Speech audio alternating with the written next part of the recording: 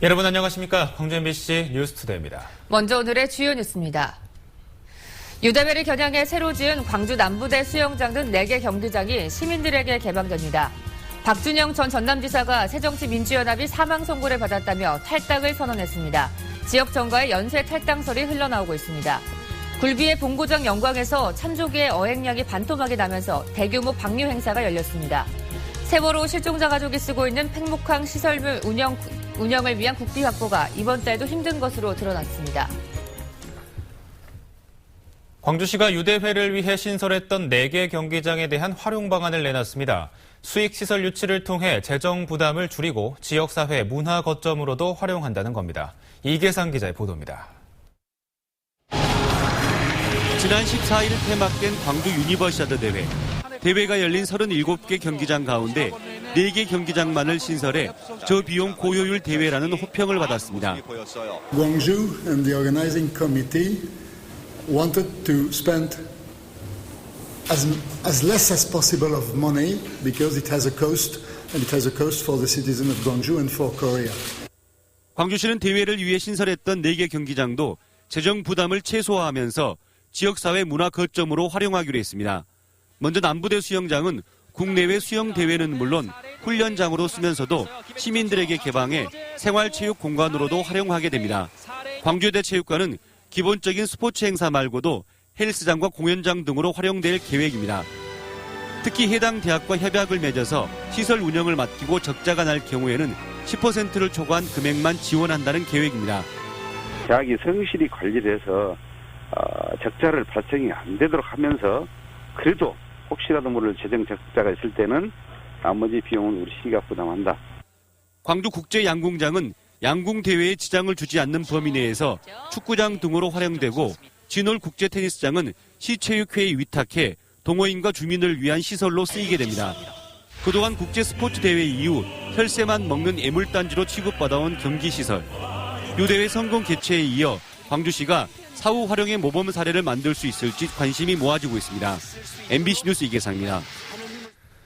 광주학예 유니버시아드 선수촌이 오늘 공식적으로 문을 닫습니다. 유대회 선수촌은 광주시 서구 화정동 재건축 아파트 22개 동 2,400여 가구를 임대한 것으로 지난달 26일부터 22일간 국내외 선수단의 보금자리로 사용됐습니다. 선수촌 아파트는 병원과 식당 등을 철거하고 리모델링 작업을 마친 뒤 내년 4월쯤 일반 입주자들을 맞이하게 됩니다.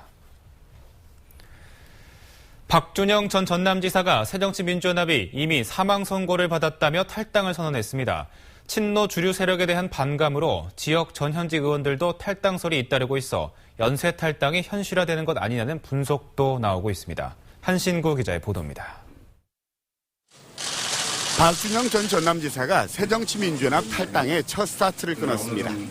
박 전 지사는 새정치연합은 지난 몇 차례의 선거를 통해 이미 사망 선고를 받았다며 자신의 탈당이 보내야 하는 많은 인사들에게 새로운 계기가 되기를 바란다고 밝혔습니다. 제1야당의 현 주소에 대한 저의 참담한 고백이라 야권의 새 희망을 일구는데 작은 밑거름이 되겠다는 각오를 표현하는 것입니다. 당로 친노 세력과의 갈등 등으로 박 전 지사의 탈당은 이미 예견됐던 상황.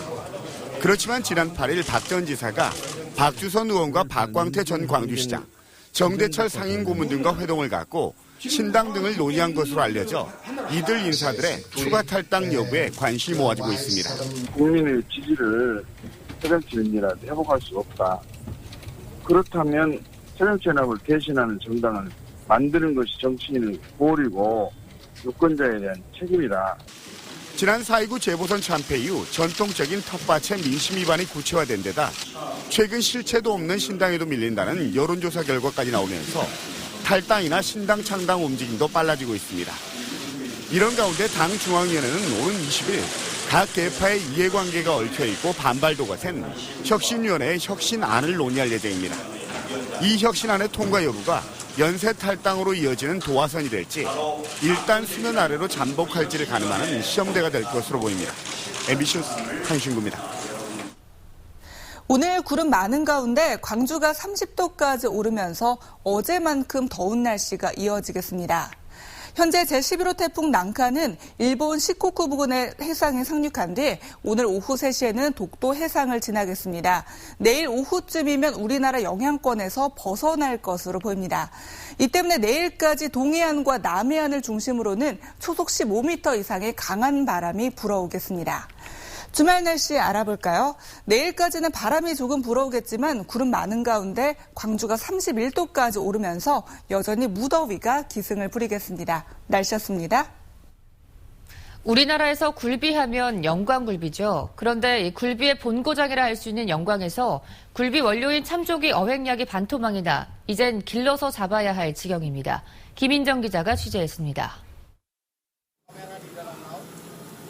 300톤급 배에 실린 치어들이 크레인으로 옮겨집니다. 대형 뜰채를 풀어내자 생후 2개월 된 어린 치어 118만 마리가 바닷속으로 힘차게 헤엄쳐 나갑니다. 영광의 특산품 굴비의 원료인 참조기의 치어를 방류한 겁니다. 이렇게 조그만 참조기 치어는 지금은 손가락 하나 정도 크기인데요. 앞으로 3년 뒤면 어른 손바닥만한 크기까지 자라납니다. 지난해는 100만 마리를 방류하였고 오늘은 118만 마리를 방류하고 있습니다. 이번에 방류하는 참조기 종묘가 3, 4년 후에 어선어업의 채산성을 높이는 어장이 형성돼서 치어가 방류된 곳은 지난 60년대까지 조기의 황금 어장이라 불렸던 영광 칠산어장. 그러나 이곳의 참조기 어획량은 계속 줄고 있고 최근 2년 새엔 어획량이 반토막 났습니다. 퇴적 현상으로 수심이 낮아지고 연안 개발 등으로 어장이 황폐화됐기 때문입니다. 돈벌이가 안 되니까 힘들죠. 이런 섬에서 살면서 많이 잡혀야 된다 안 잡히니까 그것이 좀 어렵죠. 참조기를 길러서 잡게 되더라도 다시 조기 풍어의 시대가 도래하길 어민들은 간절히 바라고 있습니다. MBC 뉴스 김인정입니다. 최근 대법원이 전남과 경남에 해상도 경계가 있다고 최종 판결한 가운데 이에 반발하는 경남 지역 어민들이 대규모 해상 집회를 예고했습니다. 경상남도에 따르면 경남 지역 어민들로 구성된 경남 연근해 조업구역 대책위원회는 오는 20일 어선 600여 척을 동원해 여수 광양항 인근 해역을 봉쇄하는 대규모 해상 집회를 진행할 예정입니다. 이들의 예상 봉쇄 해역이 대형 유조선과 화학물질 운반선이 오가는 교통안전 특정 해역이 될 것으로 전해져 집회가 현실화될 경우 이를 막는 해경과의 충돌 가능성도 예상됩니다. 상습 정체 구간인 호남고속도로 광주 도심 구간이 확장되고 용복나들목에 진입로가 설치될 것으로 보입니다. 새정치민주연합 임내현 의원은 동광주 나들목에서 광산나들목까지 10.8km 구간을 4차로에서 6차로로 확정하고 용복나들목에 진입로를 설치하는 내용의 업무 협약을 광주시와 도로공사가 체결했다고 밝혔습니다. 또 총 사업비 2,700억여 원 가운데 절반은 광주시가, 나머지는 도로공사와 정부가 분담하기로 했고 내년 말까지 기본 설계를 마친 뒤 공사를 시작할 예정이라고 설명했습니다. 한국전력과 LG유플러스가 빛가람 에너지밸리의 융합사업을 추진할 센터를 열었습니다. 이번에 신설된 전력과 사물인터넷 융합사업센터는 두 회사 간 협력사업을 효율적으로 추진하기 위한 전진기지 역할을 할 예정입니다.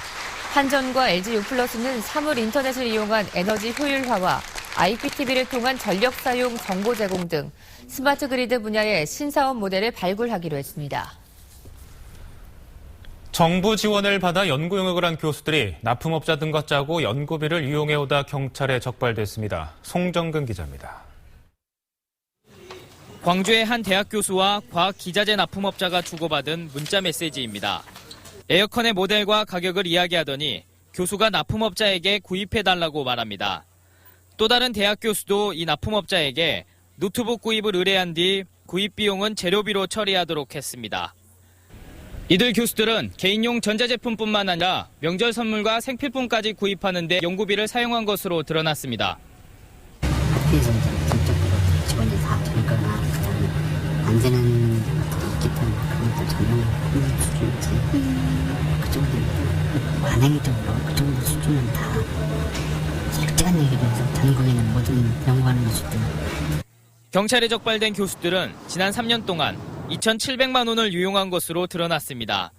연구에 쓰이는 기자재를 납품받은 것처럼 허위로 서류를 작성했지만 감독 기간은 영수증 첨부만 되면 문제를 삼지 않은 것으로 조사됐습니다. 경찰은 황모 교수 등 4개 대학 교수 7명과 가짜 영수증을 끊어준 납품업자 이모 씨 등 2명을 업무상 횡령 혐의로 불구속 입건했습니다. MBC 뉴스 송정근입니다. 금호타이어 노사가 올해 첫 단체 교섭에서 임금 인상안을 놓고 난항을 겪고 있습니다. 금호타이어 노사에 따르면 최근 단체 교섭 본회의에서 사측은 동종업계 최고 대우와 1급 970원 정액 인상 등을 제시했지만 노조 측은 기본급 8.3% 정률 인상 등을 요구해 협상이 결렬됐습니다. 노사는 대화를 계속할 계획이지만 임금 인상에 관한 양측의 입장 차가 커서 협상 타결이 쉽지는 않을 것으로 보입니다. 광주 홍복학원이 법인 설립 38년 만에 임시 이사 체제를 맡게 됐습니다. 광주지법 제1행정부는 홍복학원 이사진 9명이 시교육청을 상대로 낸 임원 취임 승인 취소 처분 취소 소송 선고 공판에서 감사 2명과 이사 1명을 제외한 나머지 6명의 해임은 정당하다고 판정했습니다. 이에 따라 설립자 이홍아 씨의 딸과 임모이사, 윤모이사 등 옛 법인 측 이사 6명의 법적 효력은 정지되게 됐습니다. 시교육청은 가처분에 이어 본안 소송에서도 이사 6명의 해임이 정당하다는 판단이 내려진 만큼 사학분쟁조정위원회가 추천한 6명의 임시 이사를 파견할 계획입니다. 광주 지역 시민사회단체로 구성된 민주주의 광주행동은 국정원 광주지부 앞에서 기자회견을 갖고 국정원이 불법으로 해킹 프로그램을 구입해서 국민의 사생활을 들여다본 것은 명백한 범죄 행위라고 주장했습니다. 이들은 해킹 프로그램 사용을 둘러싼 의혹을 국민 앞에 명명백백하게 밝히고 반드시 책임자를 처벌해야 한다고 강조했습니다.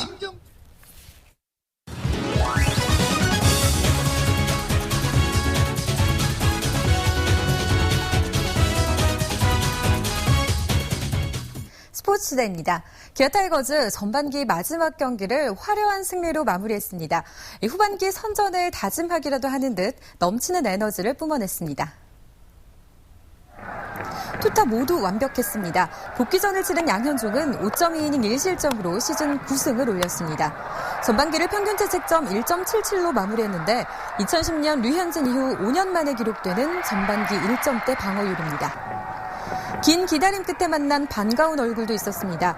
한기주 선수가 1064일 만에 팬들 앞에 섰는데요. 1이닝을 1피안타 무실점으로 소화했고 최고 구속은 141km를 기록했습니다. 한기주의 가세로 후반기 마운드에 힘이 실릴 것으로 기대됩니다. 시즌 내내 골칫거리였던 타선은 시즌 최다 안타를 때려내며 불을 뿜었습니다. 백용환 선수가 연타석 홈런으로 후반기 활약을 예고했고 이범호, 필까지 가세해 홈런쇼를 선보였습니다. 선발 전원 안타로 15대1 대승을 거둔 기아는 5연패를 끊어내며 38승 44패 7위로 전반기를 마감했습니다. 전반기를 마감하며 김기태 감독은 팬들에게 죄송하다는 말을 전했는데요. 김 감독의 전반기 총평과 후반기 각오를 들어봤습니다. 나름대로 최선을 다했지만은 좀 근래 좀 안 좋은 면을 보여서 그게 좀 아쉽지만은 올스타 브레이크 동안에 좀 정비 잘 해가지고 후반기 준비 잘 해가지고 또 후반기에도 좀 다들 좀 즐거울 수 있도록 준비 잘 하겠습니다. 부상 선수들도 좀 많이 좀 좋아지고 있는 상태고 그다음에 투수력이라든지 타력이라든지 안 좋았던 부분을 전반기 동안 있었던 부분을 다 복귀해가지고 전체적인 평은 시즌 끝나고 어떻게 됐건가는 그때까지 하여튼 감독으로서는 선수들하고 최선을 다해가지고 재밌는 경기 이때까지는 잘 모르겠지만은 재밌는 경기도 했던 게임도 많이 있으니까 후반기도 잘하겠습니다. 광주FC의 김우남 선수가 K리그 올스타전 출전 기회를 잡았습니다. 광주FC에 따르면 올스타전의 최강희 감독이 부상을 당한 광주FC 임선영 선수 대신 김우남 선수를 불러들여 올스타전에 합류했습니다. 오늘 저녁 7시 경기도 안산에서 열리는 K리그 올스타전에는 K리그 축구 스타들이 팀 최강희호와 팀 슈틸리케호로 나뉘어 싸울 예정입니다. 지금까지 스포츠투데이였습니다. 세월호 실종자 가족이 머물고 있는 팽목항 시설물들이 계속 빚으로 운영되고 있습니다. 국민안전처가 진도군에는 관련 예산을 이달 안에 주겠다고 했다는데 MBC 취재 결과 이번 달도 예산을 받는 게 불가능한 것으로 확인됐습니다. 양현승 기자가 취재했습니다. 세월호 사고로 동생과 조카를 잃은 권호복 씨의 팽목항 숙소. 설치된 지 1년이 지나면서 곳곳이 수리가 필요합니다. 급기야 지난 태풍 때는 방 안으로 빗물이 들어오는 일까지 벌어졌습니다.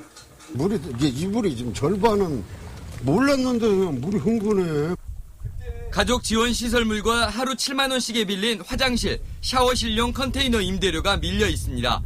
상수도, 통신료 등 공공요금도 체납 상태입니다. 보름에 한 번씩 화장실 분뇨 처리도 외상으로 하고 있습니다. 예산이 없어 정산하지 못한 돈이 지난해 12월부터 지난달까지 7,200만 원에 이릅니다. 돈이 없기 때문에 가족분들도 저희들한테 요구를 못하고 있는 상황이고, 그래서 군에서도 이제 그런 부분을 보고 있지만은 또 마음대로 또 해줄 수 없는 상황이고. 진도군은 세월호 가족 지원과 수습에 쓸 특별 교부세 5억 원을 지난해 말부터 정부에 수차례 요구한 상태. 정부는 관련 예산을 미리 세워두지 않은 실수를 인정하면서도 정작 예산은 주지 않고 있습니다. 앞을 내다보지 못하는 게 한 부분은 있긴 한데요. 방법을 찾아서 지금 협의하고 있는 과정이고요. 거의 마무리되어 있는 단계. 국민안전처는 늦어도 다음 달까지 진도군에 5억 원의 특별 교부세를 주겠다고 밝혔습니다. MBC 뉴스 양현승입니다. 광주 지하철 상무역에 사랑의 건강 계단이 생겼습니다. 상무역 4번 출구에 만들어진 계단은 시민들이 계단을 오르내리면 내부에 설치된 레이저가 반응하면서 피아노 음계가 연주되게 설계된 것으로 밝은 광주안과의 후원을 받아 설치됐습니다. 밝은 광주안과는 시민 한 명이 계단을 이용할 때마다 10원씩의 적립금을 쌓아 복지단체에 기부한다는 계획입니다. 최영우 광주 남구청장이 2015 전국 기초단체장 매니페스토 우수사례 경진대회에서 5년 연속 최우수상을 받았습니다. 남구는 전국 124개 기초자치 단체를 대상으로 청렴, 일자리 등 6개 분야에서 경쟁을 펼친 결과 최 구청장이 공약 이행 분야에서 최우수상을 수상했다고 밝혔습니다. 이용섭 전 의원이 연구소 원장직을 사임하고 본격적인 정치 행보를 재개했습니다. 이 전 의원은 어제 한반도 미래연구원 원장직에서 물러나고 상임 고문으로 추대됐습니다. 지역 정가에서는 이를 두고 이 전 의원이 원장직을 유지할 경우 사전 선거 등 논란의 소지를 없애기 위한 행보로 해석하며 내년 총선을 위한 본격 행보에 나설 것으로 보고 있습니다.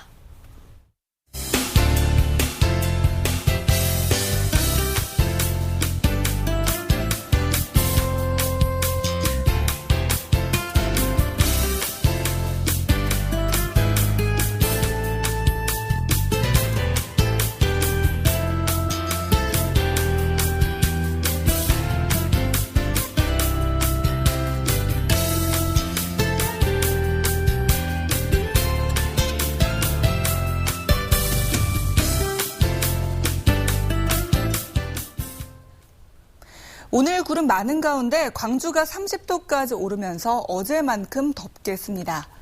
현재 태풍 난카는 일본 시코쿠 부근에 상륙한 뒤 북서진하고 있는데요. 오늘 오후 3시 독도 해상을 지나 내일 오후면 우리나라 영향권에서 벗어날 것으로 보입니다. 하지만 비보다는 강한 바람은 염두에 두셔야겠는데요. 지금 보시는 것처럼 남해안과 동해안을 중심으로 태풍과 풍랑, 강풍특보까지 발효 중입니다. 내일까지 초속 15m가 넘는 강한 바람이 불어오겠습니다. 주말 날씨 알아보겠습니다. 내일 내륙에도 바람이 다소 불어오겠지만 광주가 31도까지 오르면서 여전히 무더위가 기승을 부리겠습니다. 구름 영상입니다. 오늘 고기압의 가장자리에 들면서 구름 많은 가운데 낮까지 동부 지역을 중심으로 다소 빗방울이 떨어지는 곳이 있겠습니다. 현재 광주가 22도로 출발하고 있고요. 한낮에는 어제만큼 덥겠습니다. 광주가 30도, 나주와 화순 31도, 구례 29도, 여수 25도가 예상됩니다.